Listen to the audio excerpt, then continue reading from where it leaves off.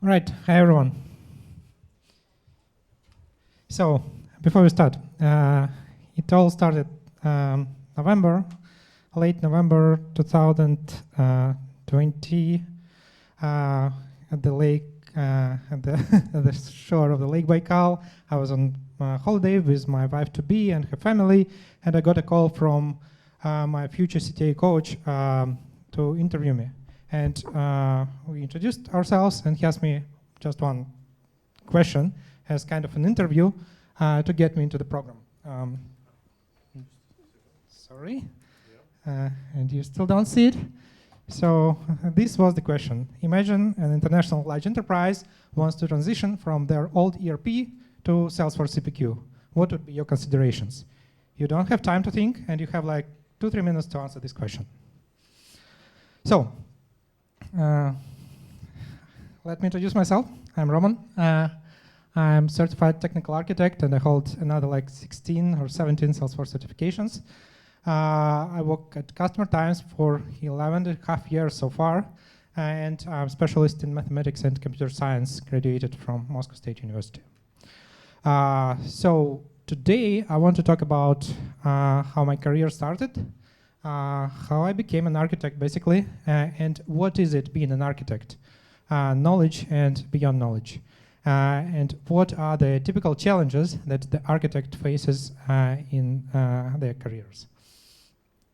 So, as I said, I started long ago, back in 2011, 2012, and let me explain you what was working at Customertimes that days back in Moscow.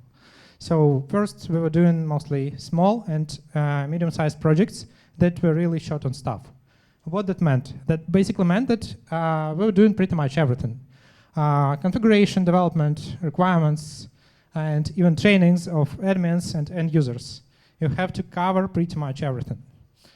Second important point that was pretty exciting and different is that I called greedy customers. So basically, you had to explain a lot to customers. You have to justify every single point, every single moment that you will cover in your solution. And since they didn't expect us to have much experience because no one had any Salesforce experience at that time, everything seemed very simple for them. So, and the third point, at this stage on these projects, looking back, looking at the future career, when looking back, the top for the career seemed to be a project manager. So any project had a couple of consultants, possibly developer, and project manager was like on top of it, being responsible for everything. So further on, as it expanded, I remember talking to one of our key executives, and he asked me, where do I want to advance? Where do I want to proceed? And this choice came up in front of me as a consultant, being a project manager, taking manager position, or being an architect.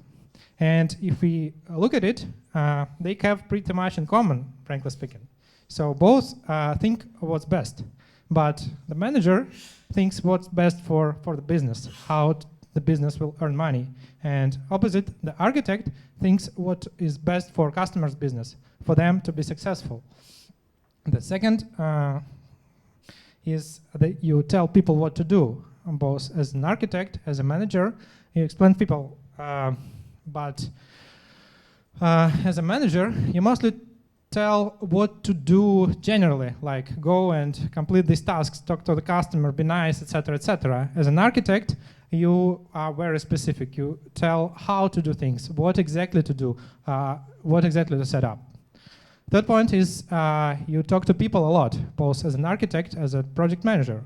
But as PM, you talk mostly to other managers from customer side, you talk to stakeholders. And as an architect, you mostly talk on another topics. You talk requirements, you talk to BAs, you talk to the developers, you talk to the team. And both managers and architects actually take responsibility. But the manager normally takes responsibility for the product, and versus the architect takes responsibility for the solution he comes up with.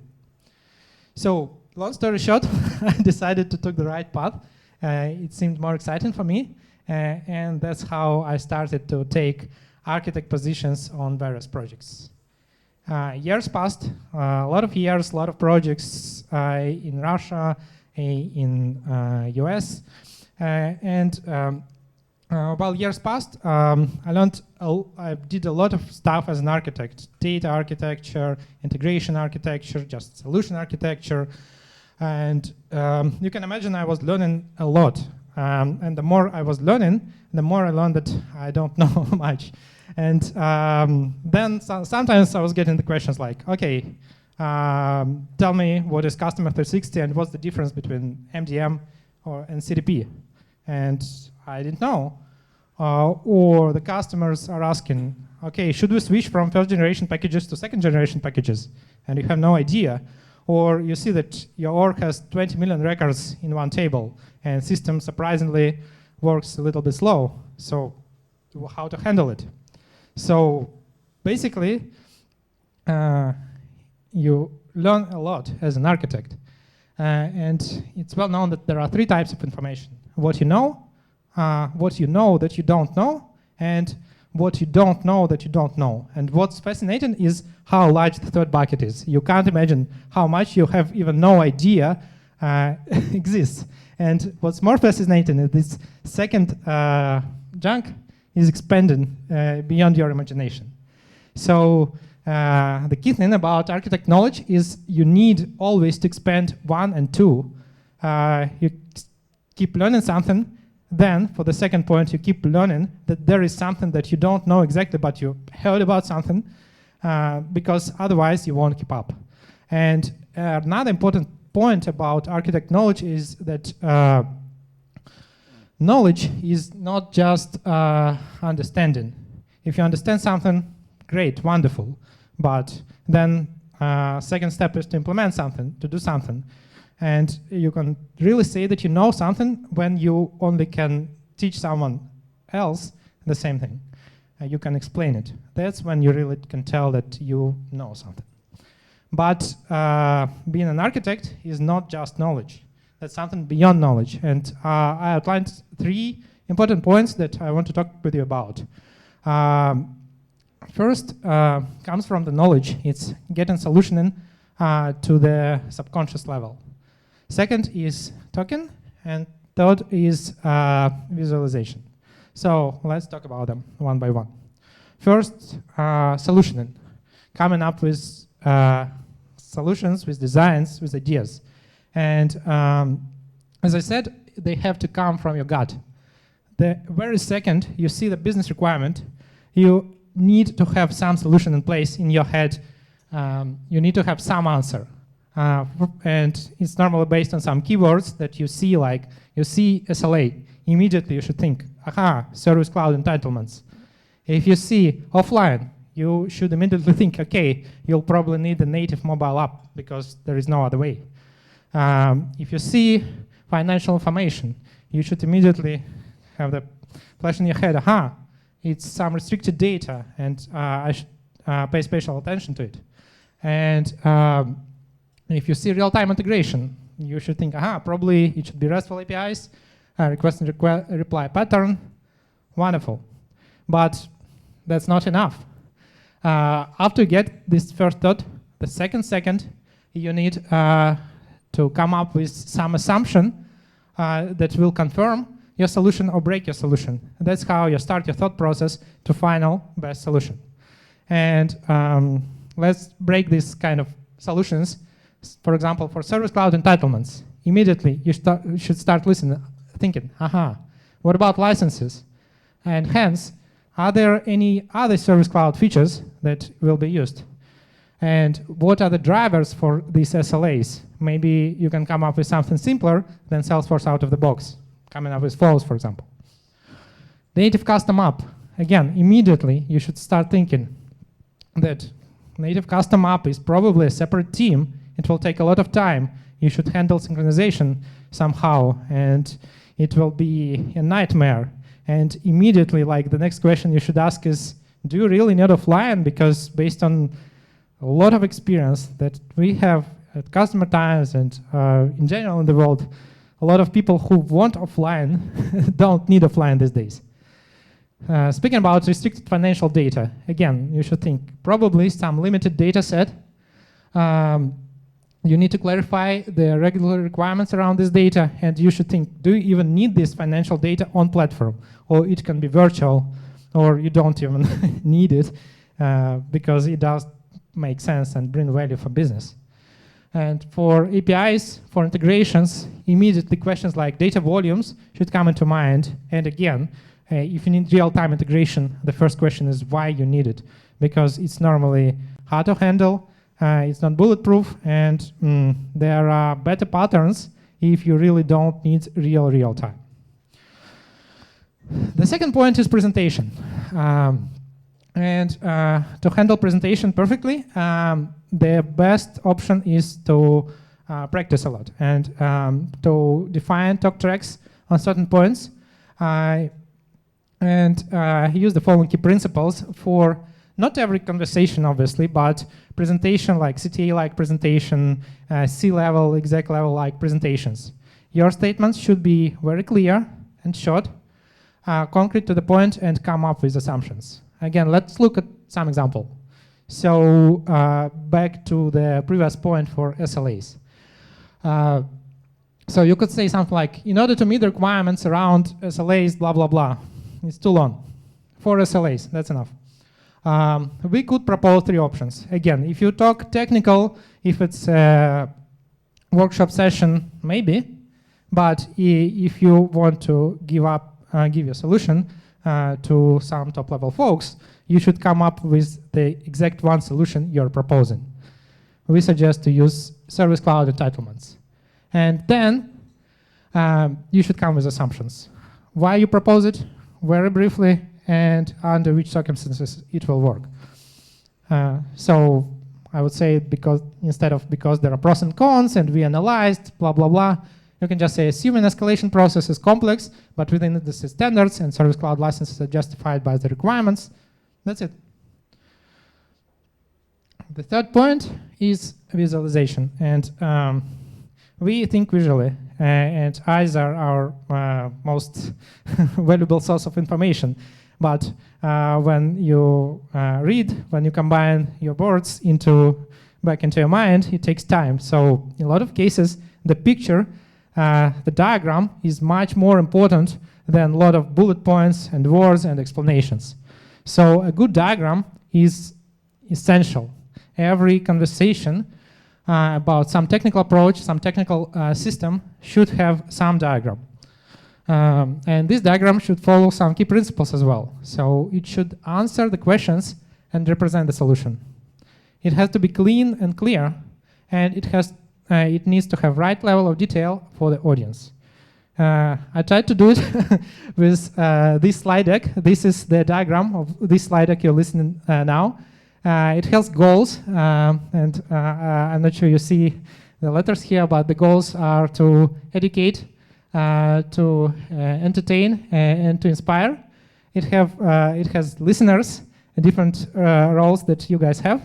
It has some enablers on the bottom, like questions, like memes, etc. And I forgot what I have here. Yeah, it has topics, and on the right I have the list of slides for this diagram. Sorry, for this presentation. Okay, we discussed what you need to become and to be a strong architect. But how is it to be an architect? Being an architect is quite a struggle. It's interesting, it's exciting, and it's challenging. And I try to highlight some key challenges that came to mind when I was thinking about what I'm doing. The first one is constant confidence level swings. Because of so much knowledge over and there, and so different people you talk to, you can always be either overconfident in certain things, you're sure that this is the right way, and this may be a problem, or you can be less confident about something because you have the larger group of things that you know you don't know. So this is something to tackle always, to understand, to reflect where you are on the swings, and to act accordingly. The second challenging thing is to be patient, really, to be patient with people and with the decisions of people, the approaches of people, because you may not agree with what customer thinks about the product. You may not agree what your management does. So being fine with other people, understand them, is hard, at least for me, sometimes, but it's super important. And the third one is you always have to keep up, as I said. This knowledge thing, it's important. You have to keep up with new tech from all sides. For example, today we were listening about ChatGPT. Good architect should know pretty much all of this already, because it's already like the whole world is talking about it. And I do my best. I'm not sure I'm always up to things, but this picture is something that another AI drawn for me for the statement architect facing challenges. And a little bit about psychology. As I said, it's important to be okay with yourself, with your mind, and first, ups and downs in any project, overall in your life, it's inevitable. You have to be fine with it. You have to understand that sometimes you can be inspired, and sometimes you can be upset within a project, within some preparation, some difficult task you are doing. That's absolutely fine. What's important here is self-reflection. You should understand how you feel, in what state of mind are you, and how it may affect what you are doing and the results. And you need to be agile and flexible. And you need to be ready to be wrong. So everyone makes mistakes, and that's absolutely fine. And one more point here on the right is that at the important thing, it's event, exam, whatever, state of mind is like crucial. It's super important in which state you approach some important thing, like my CTA exam, for example, or any presentation or any important meeting with customer. And in this area, this one is pretty personal for me, but I figured out that mindfulness, like meditation, works, at least for me. So it like sitting down and calm and like listening and taking care of your breath and nothing else helps a lot to be really ready and prepared and accomplish good things. So what is A in CTA? There are different options. The most obvious is architect, an expert who designs solutions. Maybe, yeah, that's an official thing. But another could think, okay, A could also mean accomplisher here, because it's a hard and long journey. You have to do a lot of things, and some people start but do not complete it, so it's quite an accomplishment. But my answer would be an advisor, because the true architect is someone, is a provenly trusted expert, someone that brings solutions with confidence, and someone who can really be trusted and be an expert. So some final words. Just to summarize all above, Salesforce career can be quite a long journey. Oh my God, 11 years, I can't even imagine sometimes. And you have to learn and practice, obviously, to get better. And be ready for challenges, and hence everything is possible. But with the journey, you won't be alone always, and I want to thank you. I want to thank Customertimes as a company, giving me so many opportunities, and all these years, like bringing so many exciting projects, things that I never get bored. This is fascinating. I want to give kudos to Salesforce for the wonderful tech that they are doing. The Flow Republic is a coaching program and my study group that helped me to prepare for the exam, and Lucidchart, meme generator, and Midjourney to help with this presentation. And to finish, so getting back to my initial question for CPQ thing, my answer would be something like that. Key considerations for the ERP to CPQ switch will be functional fit gap, use of CPQ key features, product model, advanced quoting and validations versus current ERP processes, license cost implications, fit into overall Salesforce strategy, project scale, including industry and geographics, and data implications, migrations, integrations. That's pretty much it. Happy to answer any questions.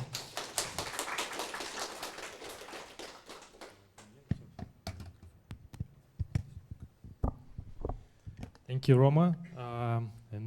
We're ready to receive your questions about the architect, about the career maybe of Roman. So raise your hands to answer the questions. Hi, Roman. Thank you for your presentation. So the question is, do you take part in pre-sales, or do you step in only when the project is at some later stage? I do take part in pre-sales, and actually, as of now, this is one of the biggest part of things I'm doing as principal architect. But from the very start, I was doing pre-sales, and the whole CTA exam is like pre-sale in vacuum. It's like something like huge pre-sale for huge enterprise where you have to, that you have to do very quickly and like ideal. Thank you so much. Could you please advise best resources to find information about the certification, about the exam, and best resources to find information, how to prepare and other. That one is pretty tough. So to find information about exam, the answer will be obvious. So I think it's Trailhead and like official Salesforce resources have a bunch of information about what CTA exam is, how to advance it. It's like the top of the pyramid, so you have to pass all the previous designers' exams. And as for prep, again, there is a trail mix from Salesforce, but the prep is such a journey. You can't do it on your own. You'll need people for feedback. And as I said, it's beyond knowledge. It's a lot of practice on solution presentation, on talk tracks, etc., etc. But the kickoff will be is just looking at Salesforce official details on the exam, what it is, and the huge trail mix with all the details and prerequisites. After it, I would say this is a starting point. Okay, thank you. And what's brought to your life after you get the CTA grade? How the life has changed? An interesting one as well. And I keep answering that my life really didn't change much after I passed the exam. My life changed when I was going through the preparation. Because that was the, while I was preparing, comparing myself like a year ago and now, it's quite a difference because of all this practice. Before the exam, I don't know, 2 months before the exam, I was already feeling that I'm becoming like the CTA-like person with certain skills, essential architect skills that I was talking about, advancing significantly and helping me with my career. Roma, thanks for the great presentation. How do you see your next professional growth? CTA is the highest grade for the technical architect. How do you see your professional growth? Wonderful question. I don't look too far into the future, at least to talk about it here, but my current goal is to be as useful as possible with all these skills and knowledge, meaning helping as much as possible with all this experience with pre-sales, and not just pre-sales but upsales to existing customers. So bringing all the nice best practices that I've learned to existing projects, So these two key important things, as well as promoting, motivating, and educating people around what it is to be a good architect. So this key 3 points is pretty much what our practice is doing, and this is my current pretty long-going goal to help Customertimes with it. The biggest challenge during the preparation to CTA, and the biggest challenge during your work as an architect in the company. So the biggest challenge during the prep, I think, was something more on the psychological side, being making sure that I will be in the best shape of mind. I will be confident enough. I won't fall into certain traps, overthink certain things, but just keep up with my strategy and do it. Confidence thing, when at some point you think that, okay, I know everything, I can answer any question, I can justify any solution if needed, and then something else comes to your mind. You learn something new, and okay, this is something that they can ask, I don't know it, and you get upset. You think that you won't pass because you won't know it. So this confidence swings, that's challenging. And speaking about second part about just being an architect, all the challenges, the 3 ones that I highlighted, are more or less equal for me. Probably sometimes, just being fine with people, with customers, is quite a challenge, because that's really maybe demotivating when you come up with solutions and they don't go forward because of some strange ideas of other people. That's something to tackle, really. Yeah, thank you. A question for me. How do you explain to your parents or the people, what do you do? And do they ask you to build a weekend house? Funny one. So I have quite a talk track about it. So I say what is Salesforce, what is enterprise software, and it depends. I first ask a couple of questions. Do people understand what is Salesforce, what it does, what is a platform for business? And if they don't, I just explain that, okay, imagine that you have a company, you have people working in it, and they have to work in some sub-application. So this application is something or set of applications, the whole infrastructure is something that someone has to design, to think how to do it. That's what I'm doing.